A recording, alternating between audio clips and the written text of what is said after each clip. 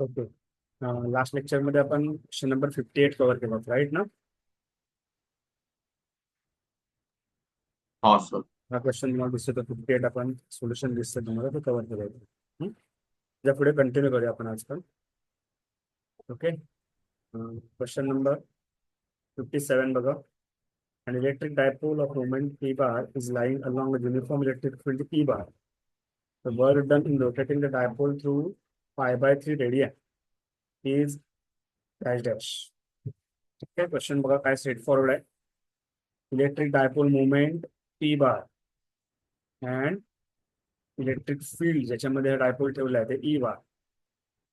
तो वो डायपोल को अगर रोटेट करना है कितने एंगल से, 5/3 रेडियन, कितने एंगल से अगर रोटेट करना है तो कितना वर्क होगा, ये उन्होंने पूछा. ठीक है, अभी उसके लिए रेफरेंस दे रहा हूं मैं.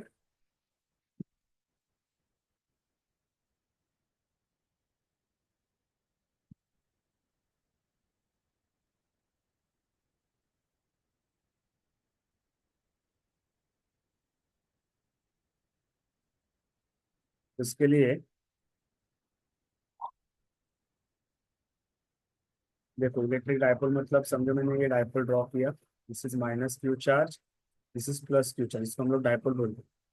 ठीक है, वो एक्सटर्नल इलेक्ट्रिक फील्ड में रखा है, एक्सटर्नल यूनिफॉर्म इलेक्ट्रिक फील्ड. अब ये मेरे स्ट्रेट लाइन नहीं आ रहा है, लेकिन अज्यूम करो वो यूनिफॉर्म लाइन से पैरेलल टू ईच अदर. इसका इंटेंसिटी ई बार. ओके, तो इसमें इस डायपोल को, this is the dipole, plus q to minus q is the dipole. ठीक है, इसको अगर मुझे रोटेट करना है कितने एंगल से, theta is equal to 5/3 radian से रोटेट करना है, तो कितना वर्क होगा, ये क्वेश्चन पूछा. ठीक है, नॉर्मली वर्क डन का फॉर्मूला क्या है, minus p E cos theta. ये वर्क डन का फॉर्मूला. ठीक है, तो इनिशियली जो थीटा है वो पहले जीरो मानेंगे, मतलब ये थीटा 1. दूसरा जो थीटा है थीटा 2, हम लोग क्या मानेंगे, पाई/3. मतलब डायरेक्टली पाई/3 का एंगल पुट नहीं करना. तो पहले जब वो डायपोल इलेक्ट्रिक फील्ड के डायरेक्शन में रहेगा तब उसका थीटा आएगा 0 डिग्री. एंड जब वो थीटा 2 पाई/3 रेडियन से रोटेट करेगा तब उसका थीटा आएगा पाई/3. तो एक बार आएगा W1 corresponding to this theta, दूसरा आएगा W2 corresponding to this theta. ठीक है, एंड दोनों का difference W1 minus W2, that is the total work. Okay, तो सॉल्यूशन में देखते हैं क्या किया है. अगर कुछ भी दिक्कत है आवाज सुनने में या फिर कुछ मीटिंग में, तो मुझे तुरंत इन्फॉर्म करो. ओके, अपन ने कैसे किया है सॉल्यूशन में.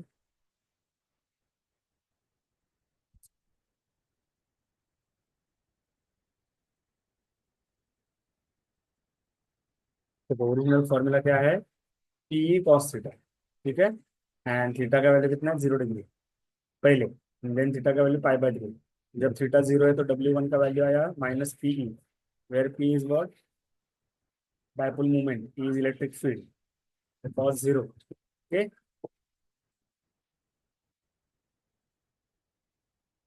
कॉस 0 मतलब 1 आता है, तो वो आएगा minus p. Similarly second angle 60 degree, तो कॉस 60 का वैल्यू क्या है, 1/2. तो आंसर कितना आया, -P/2. ये वर्क डन 1, ये वर्क डन 2, दोनों का difference W2 minus W1, that is the total work done. So minus minus will become plus. So P minus P/2, it will be plus P/2. Understood this value, समझ गए सम, हाँ sir. Service वाला समझ गए सम. हो sir. Okay, ठीक है. Next sum हो गया अपन 56. Okay, 4 point charges each plus q is placed on the circumference of a circle of diameter 2d in such way that they form a square. The potential at the center is proportional to. फिर से मैं repeat कर रहा हूँ, देखो क्या बोला है, 4 point चार्जेस, हर एक का चार्ज कितना है, प्लस q. वो सर्कल के सर्कमफरेंस पे ऐसे रखे हैं कि वो क्या फॉर्म करे, स्क्वायर फॉर्म करो. मतलब समझो, मैं डायग्राम जैसे एग्जांपल के लिए आपको ड्रॉ करके बता रहा हूँ. समझो ये सर्कल है, ठीक है। इसमें ऐसे चार जगह चार्जेस रखे हैं, ऐसे चार जगह चार्जेस रखे हैं कि वो क्या फॉर्म कर सके, स्क्वायर फॉर्म। ऐसे चार जगह चार्जेस रखे हैं, और ये स्क्वायर का, ये सर्कल का जो डायमीटर है वो कितना है, 2D है। तो ये सेंटर पे समझो एक पॉइंट है, तो इधर टोटल, इधर का जो पोटेंशियल है, the potential at the centre, मतलब इस पॉइंट का जो पोटेंशियल है जिसको हम लोग नॉर्मली वी से बताते हैं, इज पोटेंशियल, वो इसमें से कौन से क्वांटिटी को डायरेक्टली प्रोपोर्शनल है, तो हम लोग को फाइंड करना। ठीक है, समझा। अब इसमें एक पॉइंट देखो कैसे है। अभी ये सब जो चार्जेस है, देखो इधर मैं डायग्राम को एक्सप्लेन कर रहा हूँ। ये पॉइंट या फिर ये पॉइंट या फिर ये पॉइंट, ये पॉइंट, सभी चार पॉइंट डी इतने डिस्टेंस पे, देखो आप देख सकते हो सभी पॉइंट कितने डिस्टेंस पे है, टी इतने डिस्टेंस पे, रेडियस इतने डिस्टेंस पे, सभी point. So all these charges are equidistance from this point. समजलं, हे प्रत्येक चार्जेस जे आहेत ते सेंटर पासून सेम डिस्टन्सवर, आता सेम डिस्टन्स असल्यामुळे काय होणार बघा, आपण ऑप्शन बघूया आन्सर।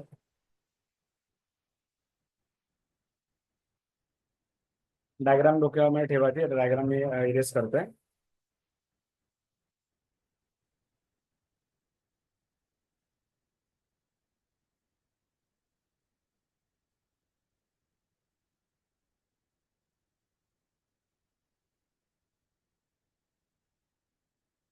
तो 56 क्या लिखा है, हे इंपॉर्टंट आहे, जे वाचतो तो, as the charges are place on the circumference of circle is charges at a distance of d, असं मी तुम्हाला सांगितलं। Potential at the centre due to 4 point charges, तर सिंगल पॉइंट चार्जेसचा पोटेंशियलचा फॉर्म्युला काय आहे, सिंगल पॉइंट मुळे पोटेंशियल किती असणार त्याचा formula, v is equal to 1/4πε0, ठीक है, इट इज Q/R, हा फॉर्म्युला आहे सिंगल पॉइंट चार्जेस मध्ये। तर सगळे चार्जेस किती डिस्टन्सवर आहे, सेम डिस्टन्सवर आहे, तर ती व्हॅल्यू किती घेतली आहे, डी, तो लिहिलं बघा, R is equal to D आला, ठीक है। सो ये V1 पहले चार से आएगा Q1/D, दूसरे चार से कितना आया V2, सेम 1/4πε0 Q2/D, और टोटल पोटेंशियल क्या आएगा, फिर सबका addition V1 + V2 up to V4, उसमें ये टर्म कॉमन आएगा, बराबर। हर एक चार्ज का वैल्यू भी सेम है, Q1 मतलब उधर Q रहेगा, ये Q आपको दिख रहा है, ये चार Qs, ठीक है। And हर एक चार्ज D डिस्टेंस पे से सब ये D आएगा, बराबर। तो ये ऐड करोगे तो क्या हो जाएगा, 4Q/4D, सॉरी 4Q/D हो जाएगा, इधर उन्होंने लिखा है, 4 विल गेट कैंसल, ठीक है, Q/D रहेगा। और ये हम लोग को आंसर नहीं पूछा, हम लोग को प्रपोर्शनलिटी पूछा, तो अगर प्रपोर्शनलिटी देखेंगे तो ये पूरा पार्ट कांस्टेंट है, तो प्रपोर्शनलिटी क्या आएगा, ओनली दिस पार्ट Q/D को। तो दिस पोटेंशियल मतलब V is proportional to what, Q/D, लेकिन उसके लिए आपको फॉर्मूला क्या याद रखना पड़ेगा, formula will be potential at any point to some point charges is 1/4πε0 Q/R, ठीक है, सगळ्यांना समजलं आहे, हो हाँ सर। सर। ओके। नेक्स्ट बघूया आपण, आता 55 ना,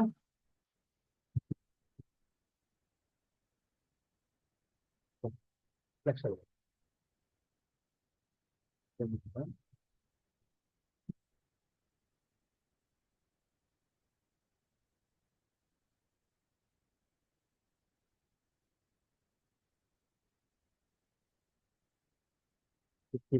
पहिलं बघा, the electrostatic potential inside a charged spherical ball is given by V is equal to AR square plus B. आता हा R म्हणजे डिस्टन्स आहे, पण A आणि B हे कॉन्स्टंट दिले बघा, where R is the distance from its center and A and B are such some constant. The volume charge density of the ball is dash dash. याच्यामध्ये लक्षात काय घ्यायचं बघा, परत वाचतो मी, electrostatic potential inside a charge spherical ball. आता electrostatic potential always depends on distance, म्हणून तो V is a function of R²। तसं मी एक इक्वेशन दिलं पोटेन्शियलचं, पोटेन्शियल नेहमी कॉन्स्टंट असं नाहीये, potential changes according to the distance, मतलब डिस्टन्स से चेंज जो आहे ते फिक्स इक्वेशन दिलं जातं. तर इक्वेशन काय आहे? V is equal to AR square plus b, where r is the distance and a and b are constant. मग त्याच्यामध्ये विचारलंय काय, व्हॉल्यूमच्या density of the ball is, व्हॉल्यूमच्या डेन्सिटी किती ते विचारलं. ओके, एक मिनिट हा. व्हॉल्यूमच्या डेन्सिटी विचारलंय. ऑप्शन काय काय तुम्ही बघूया.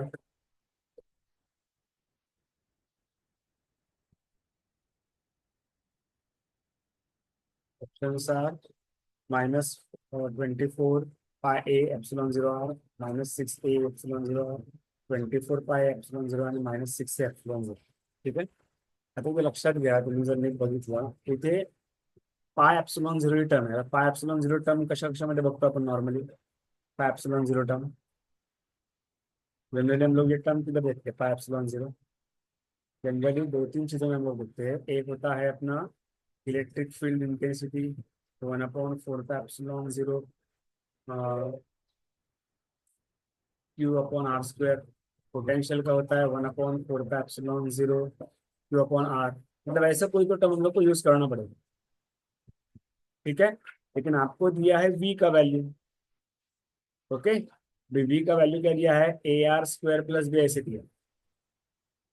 ठीक है, अभी हम लोग ये V का फॉर्मूला यूज नहीं करेंगे, हम लोग इस फॉर्मूले की तरफ जाएंगे. लेकिन इसका और V का एक फिक्स रिलेशन है. E and V has some fix relation. तो कौन सा रिलेशन है पहले देखते हैं.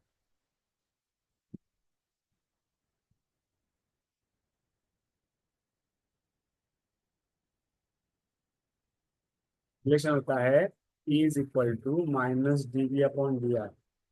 हे तुम्ही बघितलं असेल कदाचित. Electrical intensity is equal to negative rate of change of potential. आता पहिल्यांदा ईच जर आपल्याला व्हॅल्यू काढायची असेल तर आपण डेरिव्हेटिव्ह घेणार. कशाचं, AR² plus B divide by D R असं. ठीक आहे. आता AR² मायनस ठेवणं तसंच, निगेटिव्ह काय येणार 2AR आणि +0, कारण बी कॉन्स्टेंट है. तो 2AR ये ई मिला, लेकिन ई का रेडीमेड फॉर्मूला हमारे पास है ऑलरेडी, 1/4πε0. क्या फॉर्मूला है वो, Q/R². इसका वैल्यू इधर क्या लिखा है, 2AR दिया है. ठीक है, अभी हम लोग को ये इसमें पूछा क्या है, वॉल्यूम चार्ज डेंसिटी पूछा है. वॉल्यूम चार्ज डेंसिटी, तो वॉल्यूम चार्ज डेंसिटी का जनरल सिंबल क्या होता है पता है आपको, रो होता है. Rho that is charge per unit volume. ठीक है, इसका मतलब चार्ज कितना हो जाएगा, रो इंटू वॉल्यूम. बराबर. अभी वॉल्यूम किसका, कौन सा शेप है ये, सम में शेप कौन सा दिया है, किसकी बात हो रही है.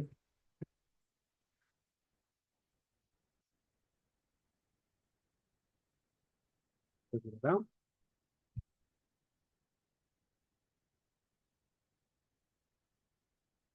ये बात हो रही है स्फेरिकल बॉल. बराबर. अगर स्फेरिकल बॉल बॉल की बात हो रही है तो उसमें वॉल्यूम क्या आएगा, अब बता सकता है कोई. Volume of the sphere is, it is 4/3 πr³. ये आपका चार्ज हुआ टोटल. ये चार्ज इसमें हम लोग पुट करेंगे. ओके, ये चार्ज पुट करने के बाद रो का वैल्यू आपको मिलेगा. देखो मैं पुट कर रहा था, 1/4πε0 rho into 4/3 πr³ is equal to 2AR. बराबर. तो इसमें 4 4 कैंसिल हो जाएगा, पाई पाई भी इधर कैंसिल हो रहा है टाइम भी. एक मिनट का, अगर पाई कैंसिल होगा तो कुछ दिक्कत हो रहा है. ठीक है, देखो. तो इधर रो इज इक्वल टू क्या आ जाएगा, देखो ये एप्सिलॉन 0 एंड ये 3, ये 3 ही बचा है ना, और ये R³ अभी ये इधर जाएगा. तो क्या हो जाएगा, एक मिनट,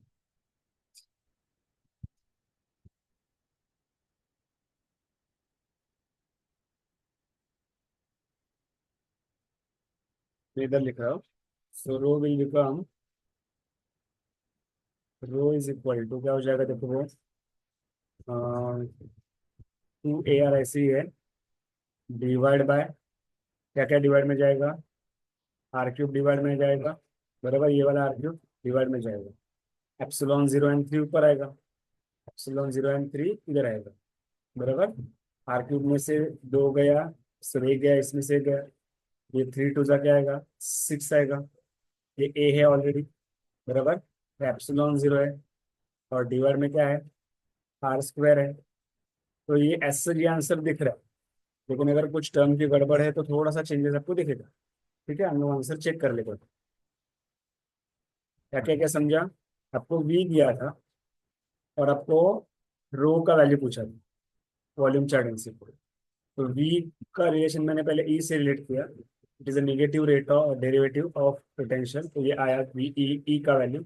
लेकिन ई का वैल्यू रेडीमेड होता है ये, लेकिन उसमें वॉल्यूम चार्ट डेंसिटी रो को इस फॉर्मूले से इंट्रोड्यूस किया। सो क्यू का वैल्यू रो इंटू वॉल्यूम इसमें पुट किया, ठीक है। देन पुट करने के बाद जो जो टर्म कैंसिल होता है वो कैंसिल किया, एंड ये रो का वैल्यू ये आ रहा है। तो दोनों आंसर मैच हो रहा है कि नहीं हम लोग चेक करते हैं, कुछ अगर गड़बड़ रहेगा तो पता चलेगा।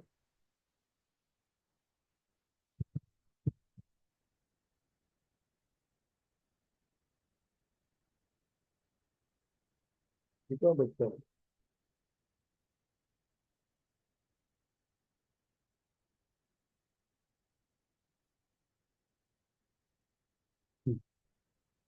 देखो जैसे मैंने आपको बताया था वी ये दिया है, ई का वैल्यू निकाला -2 AR।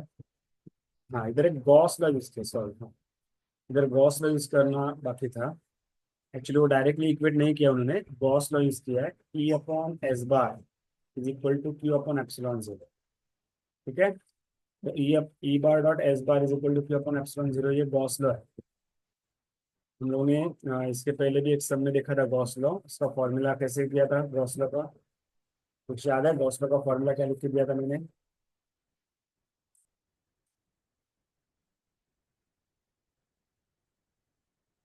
कैसे लिख के दिया था देखो, integration of E bar dot D A bar is equal to Q upon epsilon 0। तो इसमें integration of D A bar को हम लोग एस बार भी डायरेक्टली लिख सकते हैं, तो ये भी गॉस लॉ ही है। ठीक है, तो गॉस लॉ से उन्होंने इक्वेट किया, मतलब ई बार का जो रेडीमेड फॉर्मूला है ना, 1/4 0 क्यू अपॉन आर स्क्वायर, ये डायरेक्टली यूज नहीं किया। ठीक है, उन्होंने गॉस लॉ को यूज किया है, e bar dot S bar is equal to Q upon epsilon 0। ठीक है, क्योंकि आई थिंक ये चार्जेस जो है या पोटेंशियल जो है वो उस स्पेरिकल बॉडी के अंदर है। अगर स्पेरिकल बॉडी के अंदर है, अगर कुछ है चार्ज बॉडी के अंदर, तो उधर हम लोग ओवरऑल जो गॉस लॉ या फिर गॉसियन सरफेस है स्पेरिकल शेल, वो यूज करेंगे। इसके अंदर की बात हो रही थी, पूरा किधर भी अगर हम अंदर के पार्ट की बात करेंगे तो हम लोग ई बार डॉट एस बार मतलब गॉस लॉ यूज करेंगे। ठीक है, लेकिन वही अगर शेल है, चार्ज शेल है, और इसके वजह से एक पर्टिकुलर डिस्टेंस पे, आर की डिस्टेंस पे इलेक्ट्रिक फील्ड कितना है वो अगर आपको चाहिए, तो ये हम लोग यूज करेंगे 1/4 क्यू अपॉन आर स्क्वायर, क्योंकि ये जो वैल्यू मिला है ना, ये वैल्यू भी गॉस लॉ से ही आया है। ये जो वैल्यू मिला, उन्होंने डायरेक्टली ओरिजिन यूज किया है Gauss law, that is E bar dot S bar is equal to Q upon epsilon 0। तो इसमें एस का वैल्यू है 4 πr², बिकॉज इधर हम लोग वॉल्यूम नहीं लिख रहे हैं, उधर हम लोग सरफेस एरिया लिख रहे हैं। स्फीयर का सरफेस एरिया होता है 4 πr², ई आया ऐसे ही। तो क्यू का वैल्यू सब्स्टिट्यूट किया, जो हमने पहले किया था, क्यू का value rho is equal to, sorry, total charge always equal, sorry, rho is equal to what, charge upon volume था। तो चार्ज कितना हुआ, रो इंटू वॉल्यूम हुआ। ये आपको इधर दिख रहा है, रो इंटू वॉल्यूम है, रो इंटू 4/3 πr। तो ये टोटल चार्ज टू का वैल्यू इसमें पुट किया, फिर सॉल्व करके फिर आंसर निकाला। सॉल्व करने के बाद तो आंसर दिखेगा वो, आप देख सकते हो देखो इधर। ये आपका ई का वैल्यू है, ये area, and this is room, और sorry charge upon epsilon. Equate करने का मिलता है रो इज इक्वल टू -6 A/0। अब इसमें रो क्या है, रो का नाम क्या है, कोई बता सकते हैं? What is rho? What is rho in this case? Rho काय ह्याच्यामध्ये? यश, रो का मीनिंग क्या है इसमें? 2/3 r/3 घेतलं ना. No, rho is equal to volume charge density ना। हाँ मतलब हाँ मग ते चार और रो का मल्टीप्लाई नाम केले. पूछा मैंने, रो क्या है इधर, it is volume charge density. और आंसर में भी ओके. वही पूछा है ना, आंसर में पूछा क्या है, क्वेश्चन क्या बोल रहे हो, what is the volume charge density, ये बघा लक्षात ठेवायचं, the volume charge density of the ball is, ऐसे पूछा। ठीक है, और इनसाइड ये पोटेंशियल है, इसलिए हम लोगों ने गॉस लॉ यूज किया, याद रखो।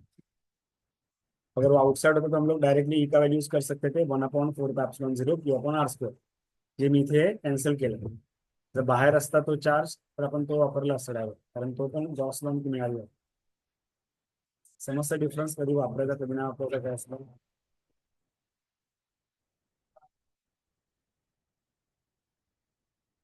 ठीक आहे, पुढे जाऊया आपण।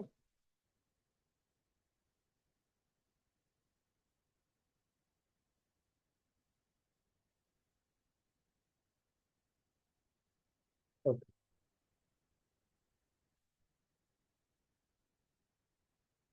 54, 54 मध्ये काय म्हटलं बघा, 90 joule of work is done to move an electric charge of magnitude 3 coulomb from a place A where the potential is 10 volt to another place B where the potential is V1. So V1 नाव दिला, then value of V1 is 1। ठीक है, एकदम simple है, दो point है समझो, इस point का पोटेंशियल कितना है, -10 वोल्ट, इस पॉइंट का पोटेंशियल है V1। ओके, एक चार्ज है मेरे पास जिसको मुझे इधर से इधर लेके जाना है, उसके लिए जो वर्क हो रहा है वो कितना है, 90 जूल है। इस V1 का वैल्यू कितना होगा वो पूछा होगा, समझ रहे हैं। ठीक है, अब इसमें वर्क डन का ओरिजिनल फॉर्मूला क्या है आपको पता है, it is always equal to charge into change in potential. हा फॉर्मूला लक्षात ठेवा, in terms of electrostatics work done is equal to charge into change in potential. तर चार्ज किती दिले आपल्याला, 3 कुलम दिला नाही ते, 3 कुलम, पोटेंशियल चेंज किती झाल्या बघा, V1 मायनस 10 ना, पहिले किती होतं -10, नंतर V1 झालं, मग डिफरन्स V2 मायनस V1, म्हणजे final potential minus initial potential, minus minus plus, म्हणजे किती आलं ते 3 × 10 × V1, बरोबर ना, मायनस मायनस प्लस, एक मिनिट आहे याच्यामध्ये काही मिस्टेक झाली का माझ्याकडनं, नाही बरोबर, मायनस मायनस प्लस झाला, सो 10 × V1 × 3, आणि हे वर्डन दिलंय किती, 90 जूल दिलाय, बरोबर, हा 0 0 कॅन्सल। ओके, याच्यामध्ये अजून काय काय होऊ शकतं बघूया, मग V1 काय होईल, V1 इज इक्वल टू 9/3, 9/3 म्हटल्यावर 3 आन्सर यायला पाहिजे, पण मी 3 आन्सर दिलं नाहीये, बघूया आपण, तरी 0चा एक इश्यू दिसतोय, आपण जस्ट रेफर करूया आन्सर।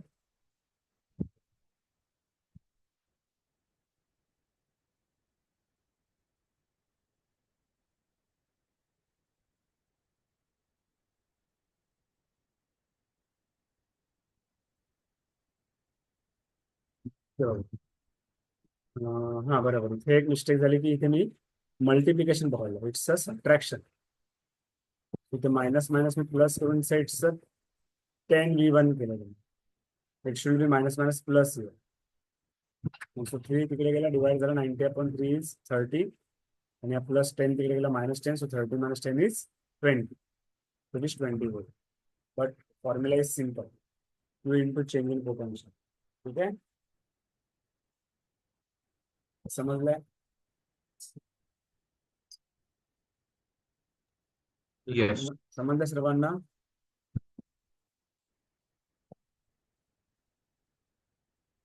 ठीक है, नेक्स्ट बघूया। Yes, sir. ओके, पुन्हा आता कॅपॅसिटर्स समावेश दिसतंय, मीटिंग रिजॉईन करू नका। किती वाजले आता, 7 ना, ठीक आहे, रिजॉईन करूया आपण meeting. बघूया, सांगतो मी तुम्हाला, हां। ओके, पुढचा सम 53. काय दिलं बघा? Figure shows a network of 5 capacitors connected to a supply voltage V. The energy stored in the network is how much? तर एनर्जी स्टोर्ड आपण काल्पनिक फॉर्म्युला बघितला ना एनर्जी स्टोअर्डचा. काय फॉर्म्युला आहे एनर्जी स्टोअर्डचा? Energy stored in the capacitor formula 2-3 होते ना फॉर्म्युला. त्यामध्ये आपण बघितला होता हाफ CV² होता, बरोबर. सो याच्यामध्ये तुम्ही V ची व्हॅल्यू दिलेली आहे V. सो Vचा प्रॉब्लेम नाही आहे का? C ची व्हॅल्यू म्हणजे इक्विव्हॅलंट कॅपॅसिटी किती आहे या सर्किटमध्ये, या पूर्ण सर्किटमध्ये इक्विव्हॅलंट कॅपॅसिटी किती आहे हे आपल्याला फाइंड करावं. त्यानंतर मग आपल्याला C नेट मिळालं, आपलं काम होऊन जातं. ठीक आहे.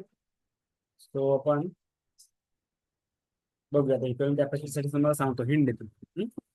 आता नीट बघा, हा पॉईंट आणि हा पॉईंट या दोघांमध्ये कॉमन आहे, म्हणजे हे दोन झाले एकमेकांना काय पॅरलल. ओके. आता हे दोन पॉईंट पण एकमेकांना कॉमन आहे, हे पण काय झाले एकमेकांना पॅरलल, बरोबर. ह्या दोघांचा एक कॅपॅसिटर जर काढला तर कसा येईल बघा, लक्ष द्या. हा जो कॅपॅसिटर मी काढला तो इकडचा काढला बघा, हा कॅपॅसिटर. ह्या दोघांचा एक पॅरलल झाला, बरोबर.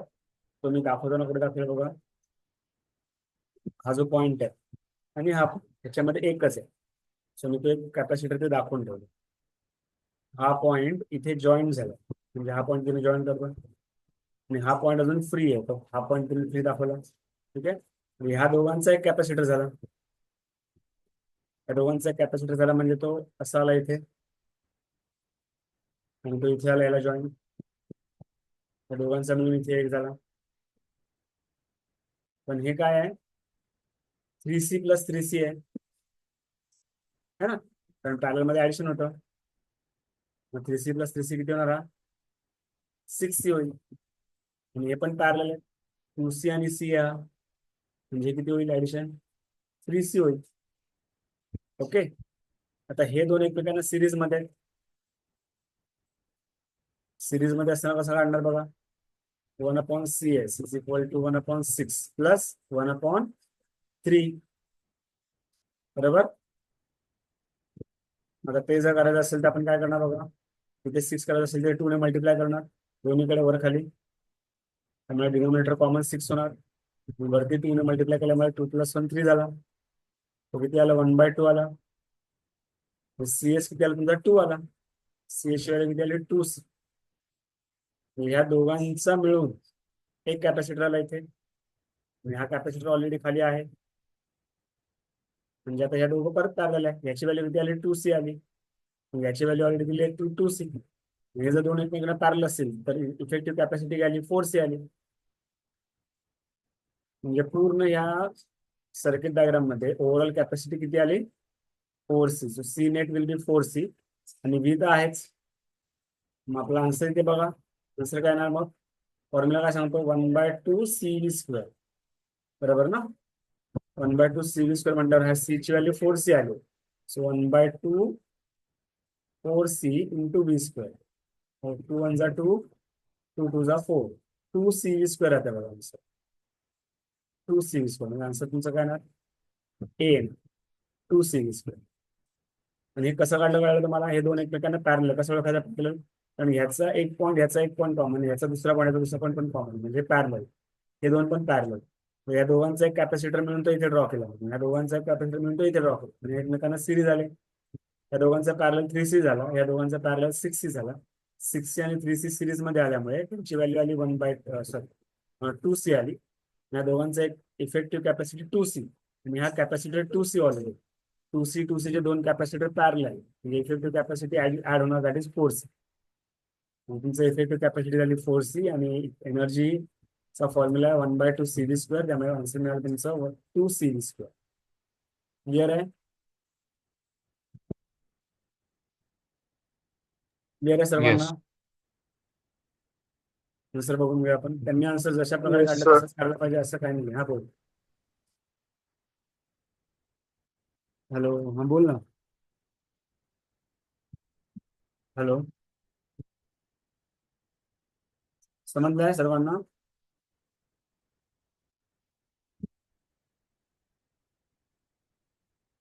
नेक्स्ट जेव्हा सम, मला आन्सर दिसतंय बघा. 2c प्लस 1 एक upon minute. 3c plus 3c plus 1 upon c plus 2c. काय आलं? आता हे कसं आलं याचा ते विचार दोन करू तो नका. पहिले हॅलो. हा सर. हे त्यांनी त्यांच्या हिशोबाने काढलेलं आहे. हे जे काढले ना ते त्यांनी नाही नाही. त्यांच्या हिशोबाने काढले. Hello sir. हा बोल. तुम्ही आता पहिले ते दोन पॅरलल समजलात ना. पहिल्याचे दोन पॅरल. हो, हा, आणि पॅरलल नंतर त्याला काय घेतलं, सिरीज घेतलं. पहिल्याचे दोन जेव्हा पॅरल होते ना त्याचा इफेक्टिव्ह कॅपॅसिटर इथे दाखवला आहे. बरोबर. सिरीज ऑलरेडी इथे हा कॅपॅसिटर आहे. त्याच्यावर CS2C घाला. बरोबर. हा, हा एक आला. हा 2c हा आला ना. हा हा, तो सी अरे त्या 6c पुढे आला. तुम्ही 6c काय आला. केलं. 6c आला. 6C येतोय. 3c प्लस 3c 6c आला. आणि इथे पण दोन होते ना इथे, त्याचा पण एक हा, झाला ते पॅरल. 6C आणि 3C, आणि त्याचं हे सिरीज 3c आला. सिरीज इक्विव्हॅलेंट घेतल्यानंतर 1/2 म्हणजे 2C येतोय. 1/2 नाही तर 2c झाला. म्हणजे हा 2c झाला. तर दोघांचा पण हा, नाही. म्हणजे ते त्याचा 2C आला. आणि हा 2c ऑलरेडी आहे. आणि तो जो आणि अच्छा, म्हणजे तो पुन्हा त्याला ह्याच्यात पॅरल घेतला झाला. पॅरलल मध्ये. हा, मग 2c ओके. 2c पॅरल म्हणून 4c आला ओव्हरऑल. हा, म्हणजे लास्टला सर्वांचा पॅरलल घेऊन तो 4C येतो. 4c. ठीक आहे. तर हा हे त्यांनी ठीक. कसं केलं हा त्याच्यामध्ये आपण जायचं नाही. आपल्याला जे सोपं वाटतं त्याप्रमाणे जायचं. ठीक आहे. हे काय तुम्हाला समजायला अवघड नाहीये.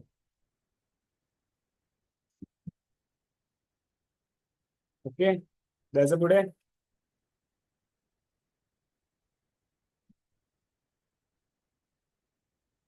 ठीक आहे, आपण पुढे जाऊ. हो जाऊ.